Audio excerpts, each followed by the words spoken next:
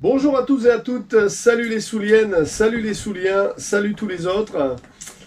Allez, cette semaine, on va faire une vidéo que vous attendez depuis un petit moment. Ça va être l'explication en images et verbale de comment et pourquoi on met une voile en ciseaux avec tout le descriptif. Notamment la mise en tangon génois et à contre donc et la grand voile du même côté. Avant d'attaquer ça, je sais qu'il y en a pas mal d'entre vous qui m'envoient des demandes pour faire des vidéos. Vous m'avez demandé sur le SPI, vous demandez sur la pêche et différents topics, différents sujets. Déjà, je vous remercie de me faire des demandes. Alors c'est pas que je veux pas les traiter et que j'ai pas vu vos demandes, c'est juste que comme vous vous doutez, on navigue beaucoup avec le bateau entre les jours de navigation, les prises de vue, les clearances d'entrée, la vie à bord, le montage, l'édition, aller à terre pour trouver Internet et toutes ces choses-là. On essaye de faire au mieux avec nos 4 petits bras et nos 2 petits cerveaux avec David, mais on n'arrive pas à produire plus qu'un certain nombre. Hein. On est pris, vous vous doutez que ça nous prend beaucoup de temps. Donc ça va venir, soyez patients, ça prend juste du temps pour la mise en place, mais tout ça c'est noté et ça va venir tranquillement. La vidéo de jeudi, elle sera sur la compréhension ou l'incompréhension des polaires. J'avais fait déjà une vidéo sur les polaires de vitesse.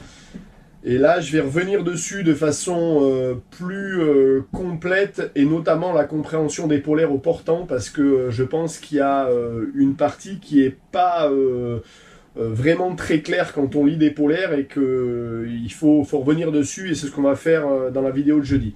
Mais on attaque de suite, donc inscrivez-vous aux vidéos techniques sur cette fameuse mise en papillon et la façon que je trouve la plus simple pour une mise en place. Et vous allez voir sur la vidéo, c'est pas moi qui fais la mise en place, je suis juste en train de driver nos jeunes équipiers qui sont super doués et ils l'avaient jamais fait, et ils l'ont fait du premier coup. Donc allez, on y va, je vous explique ça de suite. Donc la première chose, on va parler pour ce qui est des monocoques, vu que pour les catamarans c'est un petit peu différent, mais je vais essayer de faire une explication quand même, comment faire ça sur les catamarans. Donc sur les monocoques, il faut savoir que dès que vous allez passer 120 à 125 degrés du vent, quelle que soit la mure, hein, que le vent vienne du bâbord ou du tribord, l'ouverture de la grand voile fait que vous allez perdre votre génois derrière. Donc il va se mettre à flapper avec la perte de vent, ça met des coups dans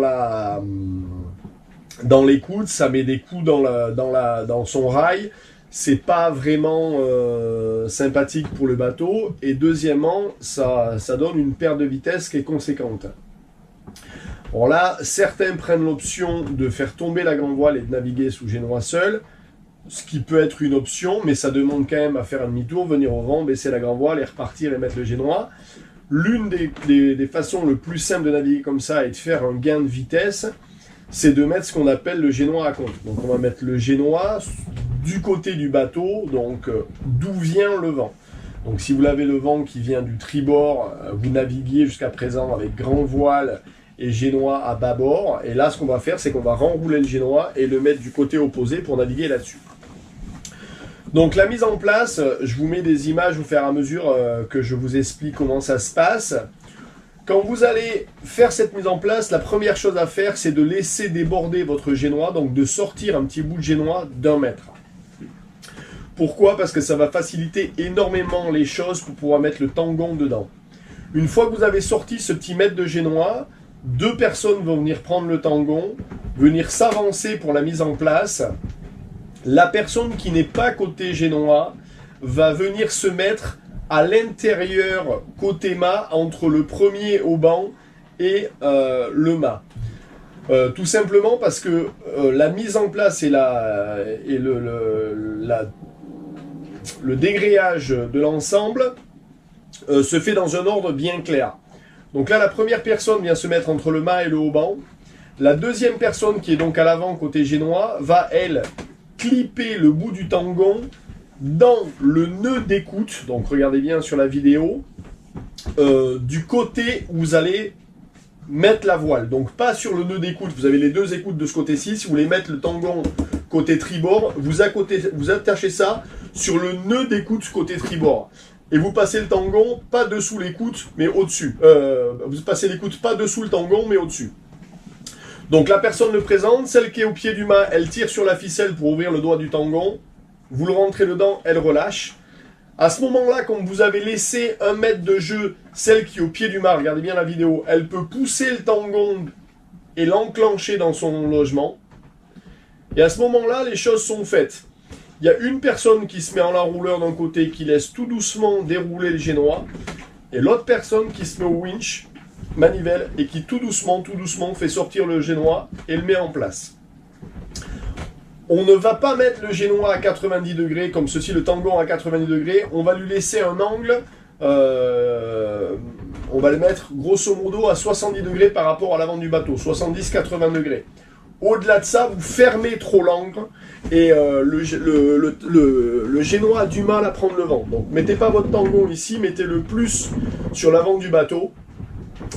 Une fois que vous avez fait ça, la manip elle n'est pas terminée, parce que si vous restez comme ça, votre tangon il a tendance à monter et descendre au fur et à mesure que le génois se gonfle et se dégonfle, ce qui augmente le roulis du bateau. Vous allez avoir un bateau qui va être rouleur si vous restez comme ça. Donc normalement, on est censé mettre un hallebat de tangon pour le tenir parallèle à l'horizon, donc à la surface de l'eau. Ce que je fais moi dans ce cas-là, c'est que je fais défaire le nœud d'écoute qui est sur la contre-écoute, je me sers de la contre-écoute, je la ramène et c'est avec lui que je vais venir faire mon hallebat de tangon pour le tenir. Une fois que vous êtes là, vous êtes en place, vous pouvez naviguer grosso modo entre 130 du vent et 180. La 180, on est vraiment en vent arrière. Dans cette configuration-là, n'oubliez pas de mettre donc un préventeur. Donc en bout de baume, vous venez mettre un bout qui la sécurise pour éviter les empannages intempestifs ou sur les mouvements qu'elles viennent aussi gigoter. Pour enlever tout ça quand vous avez fini, donc c'est comme ça qu'on a navigué là cette fois-ci entre Saint-Martin et les Biviailles. Ben voilà, petite allure, tangonné, ça avance tout seul, on navigue pratiquement à plat, il y a un léger roulis, mais pratiquement rien. Pour dégrader tout ça, c'est la manip inverse. Donc on commence à défaire la contre-écoute qui est au taquet, la remettre en place de l'autre côté gentiment, on la replace dans le chariot, on la remet en place, on refait son eau de 8. Là, la personne qui est au winch côté écoute va tout doucement laisser partir le génois, donc il va revenir avec son tangon en position. Pendant ce temps-là, l'autre de l'autre côté, il enroule du génois. On revient. Pareil, on enroule jusqu'à 1 mètre. Ce qui veut dire qu'on peut enrouler le génois alors qu'il est tangonné. En cas de grain, c'est l'option que vous allez choisir. Vous êtes de nuit, vous naviguez comme ça, il y a un grain qui arrive. J'enroule mon tangon, je le laisse contre l'enrouleur. Je sécure mon écoute. Et là, je fais ce que j'ai à faire pendant le grain. Si j'ai pas le temps de venir à l'avant pour détangonner, c'est pas la fin des haricots. Donc là, on renroule, on va y mettre ce tangon en place. À ce moment-là, les deux personnes reviennent à l'avant. On va premièrement défaire le tangon au pied de mât et non pas le bout de l'écoute. Donc on défait le tangon au pied de mât, on repasse le tangon entre le pied de mât et le haut-banc. La personne qui est là tire sur le bout. On déclenche, on enlève le tangon du bout de l'écoute, gentiment, et on vient le remettre en place. Quand on vient le remettre en place, il y a une chose qu'il ne faut pas oublier, donc là ça va être le petit plus de chez M. Balzen.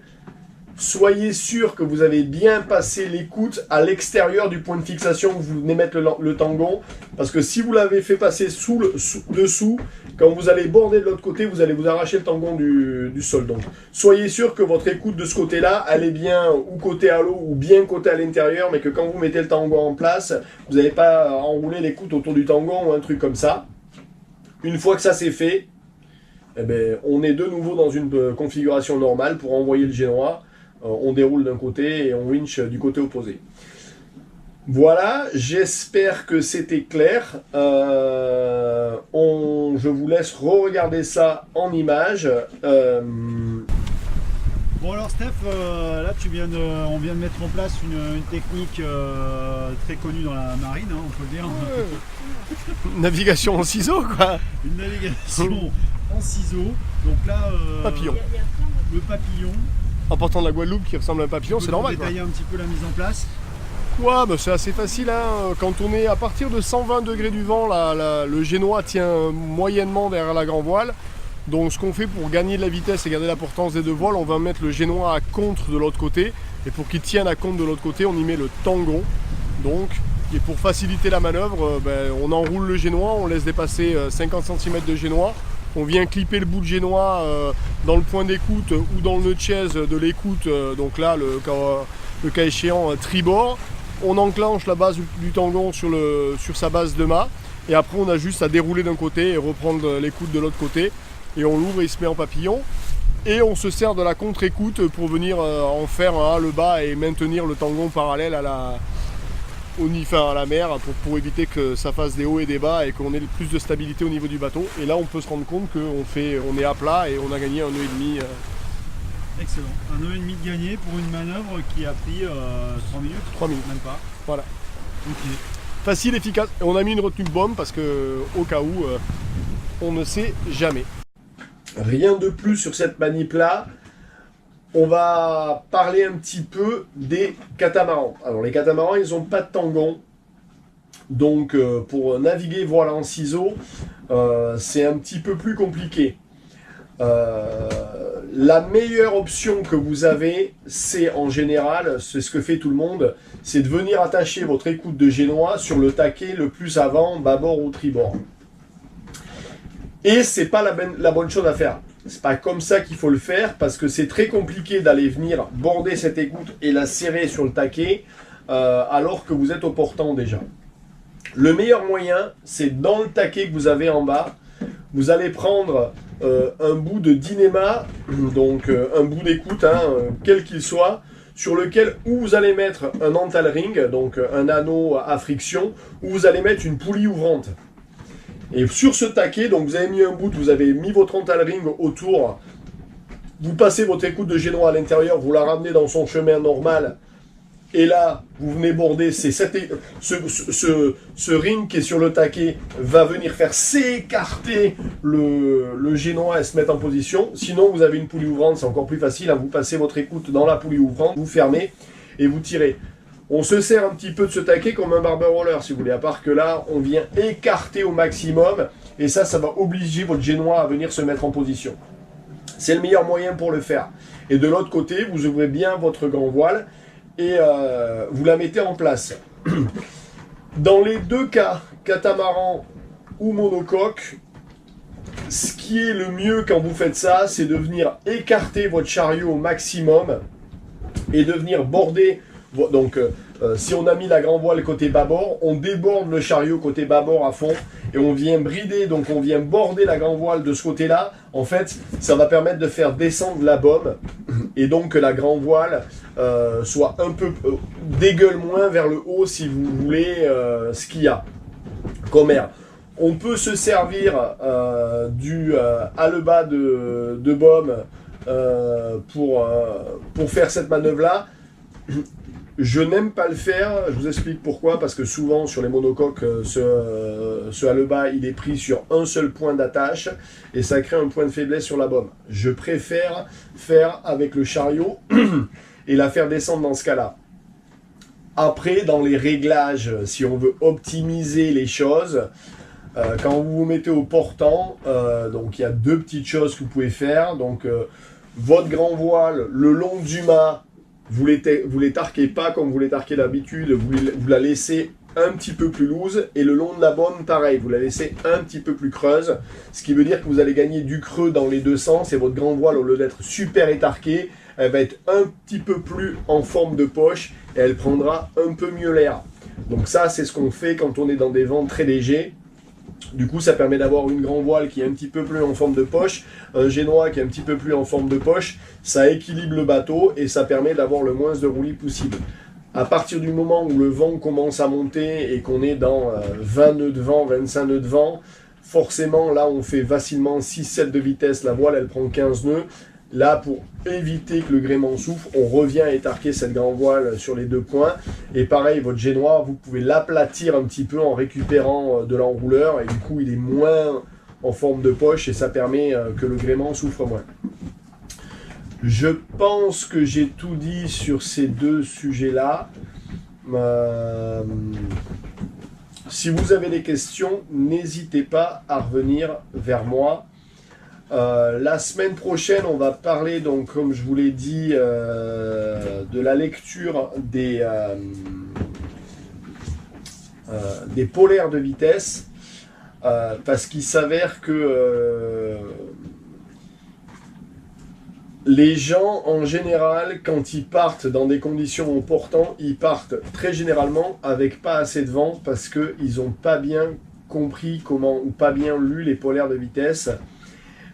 Et donc je vais revenir là-dessus parce que c'est important de comprendre que à un moment donné, quand vous lisez votre polaire de vitesse, il y a une conversion à faire à partir du moment où le vent vient au portant, où le vent vient. Donc si la voile marche, si vous voulez, en forme intrado-extrado, et c'est l'écoulement des filets d'air qui crée la dépression, ou si on passe à un moment où c'est la voile qui sert de réservoir d'air et de poussée, et donc quand on se sert de la voile d'une certaine façon, on lit les polaires de vitesse d'une certaine façon. Quand la voile travaille de l'autre façon, on lit les polaires de vitesse d'une autre façon. Je vais vous expliquer pourquoi la semaine prochaine. C'est hyper important de comprendre ça parce que sinon vous n'allez jamais comprendre comment ça se passe. Donc je vous donne rendez-vous à jeudi. Merci à tous et à toutes. Profitez des images et à la semaine prochaine. Enfin à jeudi. Allez, bisous, ciao ciao.